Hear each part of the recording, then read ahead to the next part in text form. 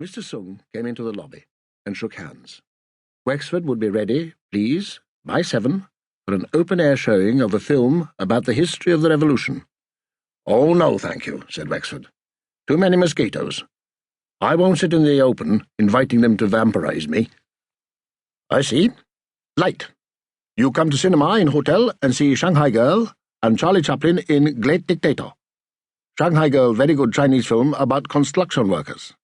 I sit next to you, you don't miss Dolly. Wouldn't you rather be at home with your wife and your baby?" Mr. Sung shook Wexford's hand once more. "I do my job. Light?" Cold air blew unevenly over Wexford from the air-conditioner as he made himself, with water from the thermos flask that was one of the amenities of his room, half a pint of green tea. He couldn't stomach the lemonade you were expected to pour hourly into yourself to combat dehydration. He drank green tea all the time. Presently he went down to the dining room, where he would eat at a table by himself, with his own private fan, discreetly half-concealed from the only other foreign contingent, Italians sitting at the next broad, round table by a bamboo screen. Wexford sat down, and the girl began bringing him platters.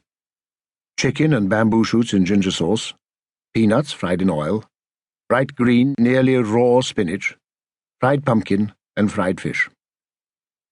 He could still hardly believe that after 2 weeks in China that he, Reg Wexford, a country policeman, was here in Tartary, in Cathay, had walked the Great Wall, set foot on the stone boat in the Summer Palace, touched the scarlet columns in the Temple of Heaven, and was now touring southwards, seeing as many marvels as Lu Tsing-shi would permit.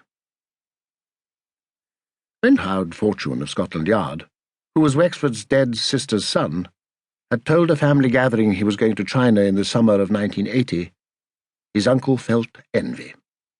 Howard would spend a good deal of time over the conference table advising the Chinese government on crime prevention and detection, but he would still have leisure to explore, and all his life Wexford had wanted to see the Forbidden City. Howard was a cadaverous giant of a man, whose parents-in-law lived in Hong Kong. After the China trip, he would be joining his wife in Hong Kong. What would his Aunt Dora think of joining Denise out there for 2 or 3 weeks? "Reg too?" Dora said quickly. "Can't be done," Howard said, shaking his head. "I shall need him in Peking."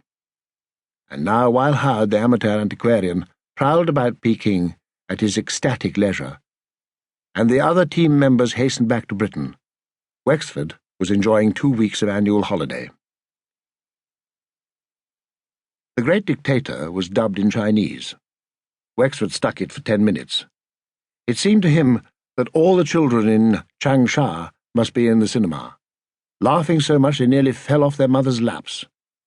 He excused himself to Mr. Sung and strolled out into the street, where the air had a warm, dusty feel to it. The city was dimly lit, a warren, exotic and fantastic, without the least pretension to beauty.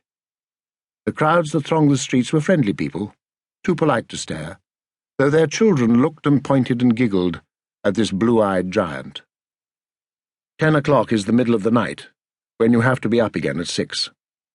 Wexford headed back for the river and the hotel, made himself tea and went to sleep. It was on the following day that he first saw the woman with the bound feet. She wasn't the first woman of her kind he had seen. The first had been in Peking.